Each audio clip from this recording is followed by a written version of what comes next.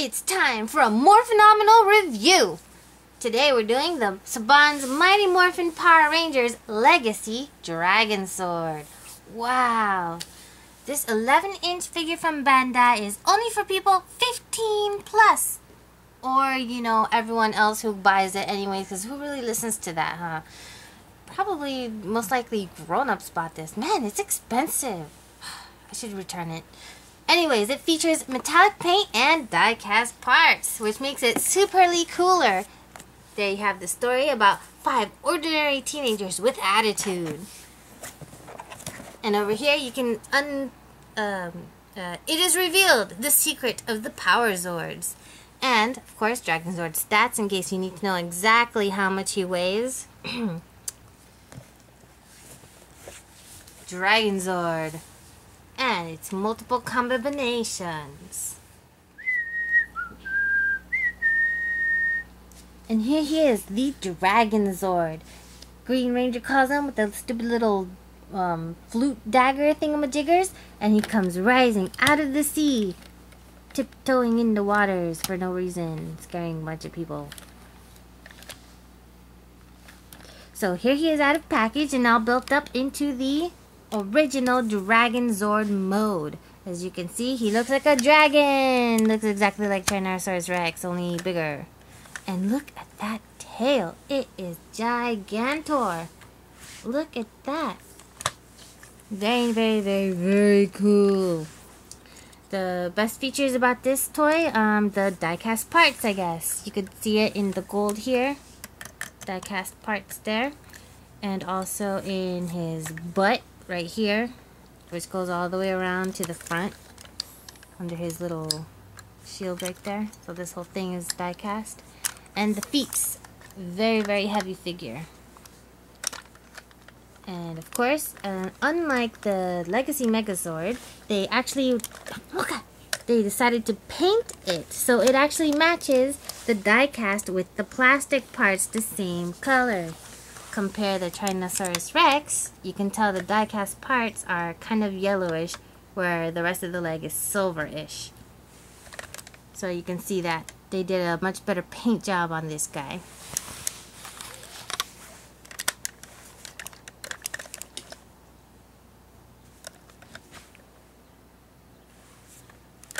So anyway, let's check out the articulation. You can take his little head fin and put it back, like if he's going on a date and he wants to look suave. Or you can put it up if he's on alert and needs to battle. Rawr, his mouth moves. Rawr. And you can take a peek. There's a little surprise in his mouth. We'll get to that later. And nice metallic red eyes. And this little green and gold design, you'll see it repeated throughout the toy. Very, very cool. Where else is there? His arms. Arms, very limited articulation up and down. And you could go sideways if you go like this. Snap this out of place if you needed to do, I don't know, some sort of action shot. The hands, they swivel in place and they snap right off. There's a little peg right there. And it also moves up and down, like so. Okay, so the arm moves at the elbow joint, and then the wrist also goes up and down, separately from the elbow. Oh, should show off his other hands. Here's his other pair of hands, are the straight finger hands, compared with the curved finger hands. And they both fit on the same peg and it's very easy to do. Little gun missile hands. Moving down, we got the waist. His hips, basically he moves his leg up about that far. And then down. Doesn't really go backward because the tail gets in the way. The knee goes up that far. And then down like that. So it's like a little tiny degree of articulation there. And the ankle, it looks like it's moving a lot, but it really isn't. It goes backward like that and forward like that.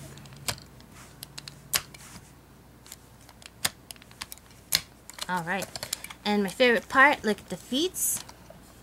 has that gold and green design on it once more. Just ties the whole thing together, so you can make him have like a jumping mode like this. And it looks really cool. Tail. Tail! That's the only thing I don't like. The tail articulation really needs to be more up here, but it's not. All it does is twist. The main articulation is over here in the segments. You can push it all together to make one solid straight tail. Or it's actually more for when it's a sword, the weapon mode. Then you pull it out and you can see the black joints in between. And it does move ever so slightly up or in any direction, so you can get that slight curve at the end of the tail. And you line up all the things, you get that nice green and gold design going across the side again.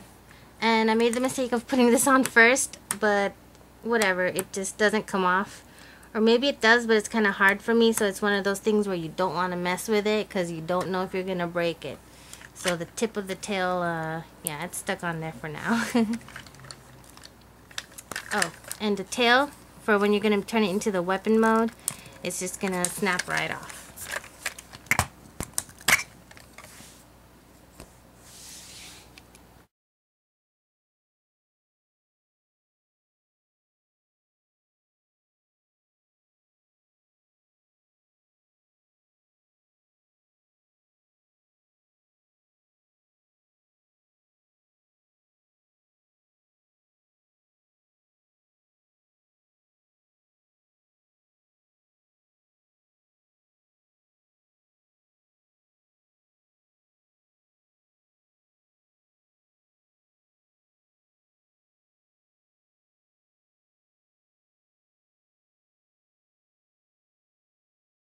It's weird though, because the legs actually do come out.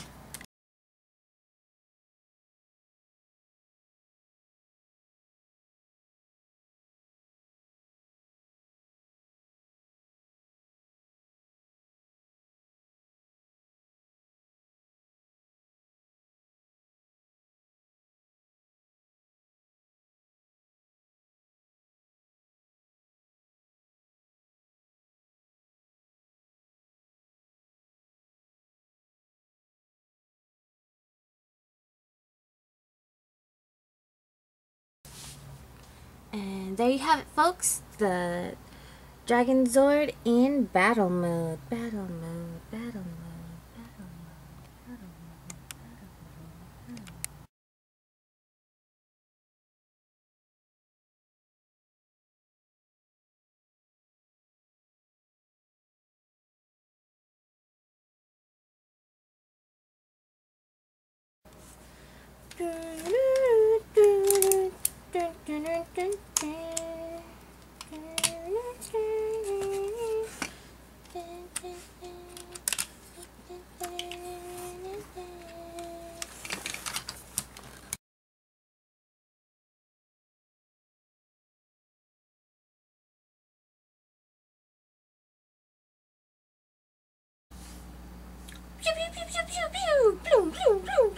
And here is the finished Mega Dragozord.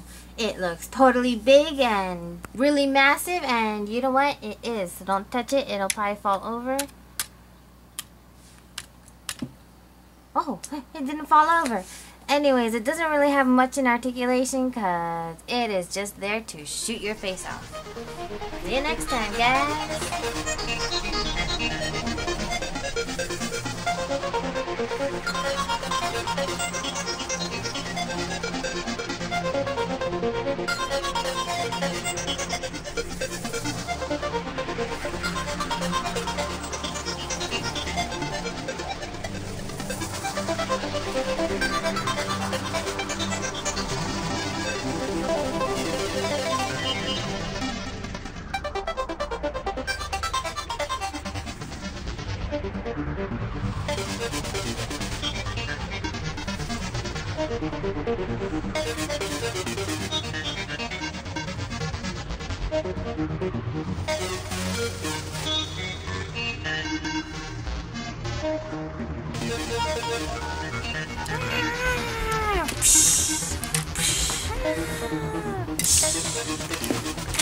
The sparks for no reason.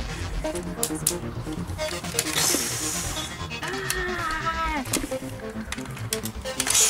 Whoa! Oh no, he's down. Sword. It's completely useless.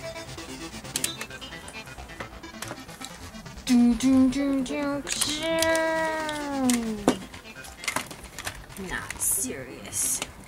Seriously in trouble. Wow, look at that knee bend.